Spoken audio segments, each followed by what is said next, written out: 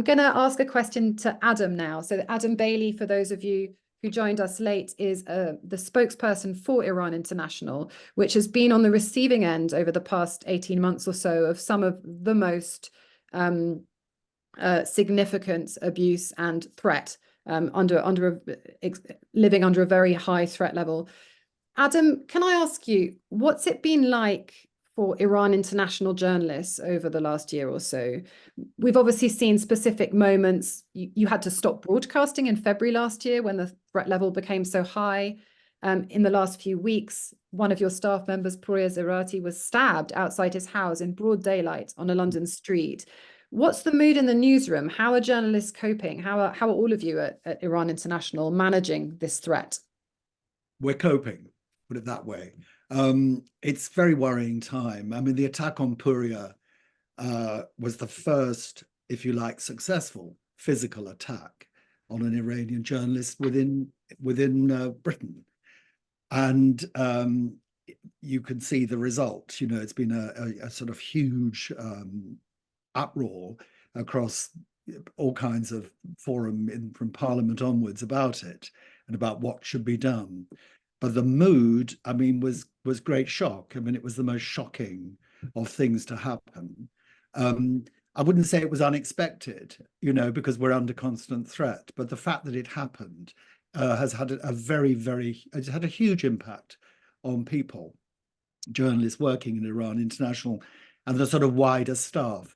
But the mood, I mean, Pouria as well, it could have been worse, of course. He could have been killed.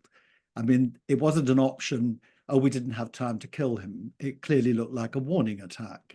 And the three men involved escaped to Heathrow and abroad. Police investigations go on. The mood is it would be an exaggeration to say good. It is a continuing worry. But as you know, I'm in the newsroom all the time. And really, it's getting on with it as well as we can, mood, you know, and carrying on doing the work.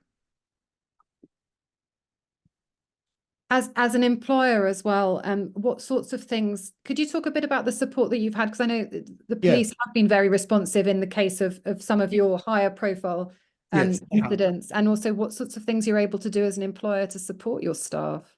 Well, security of our staff is our number one priority. It really is our number one priority. You know, we moved to new studios, as you know, last September, we began broadcasting again from London, having switched to DC for the 8 months while the new studios were completed. And of course, security is the prime physical requirement of the building. It's not an open building, you know. It really is not, which itself is, you know, it's a rather odd to have to work, but most journalists, the BBC is the same, you know, you can't just wander in, but all the same, you know, it is, it's not easy to sort of enter under prison-like security, really, for your own safety. But of course, it's free and friendly within, which is a good thing. But security of staff is number one in terms of training. That, you know, it goes on and on and on, which we do very closely with the police.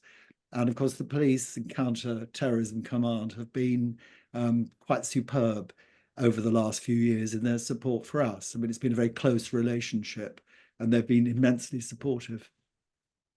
Thank you. Just to clarify as well, just to make clear, in the case of Pouria, the police haven't got any new updates that they have made public. I checked with them just last night again, and Adam, obviously you'd know too.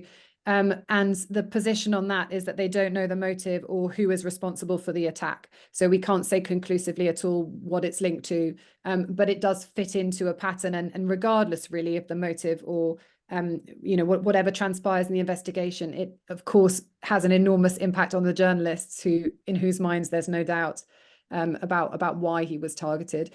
I mean, just to say it's exactly the experience of women journalists at Iran International.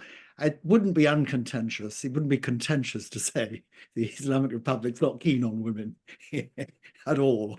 I mean, it's a given, really. And there's enough evidence. You wouldn't have to justify making that remark. And it does get reflected. and often, as I know from my colleagues, my women colleagues and male colleagues, it gets reflected in extraordinarily unpleasant, you know, unpleasant comments about women made working for us, you know, just of the kind that a lot of women receive as a matter of course doing their jobs. And it's often quite disgusting, but there's certainly, the Islamic Republic doesn't hesitate to pick on women journalists. And you, I mean, you notice, for instance, when Nazanin Ratcliffe was the moment her plane took off, the very moment her plane took off, the Iranian news agencies, you know, Fars and so on, Tasnim, were pouring out abuse about her. Both, you know, apart from the usual, she was a spy, she was this, the other, very, very unpleasant undertones to all that as well about her as a woman. And that's typical. It's part of the campaign. I mean, it really is. You know, it's what they do, and it's just part of the armory.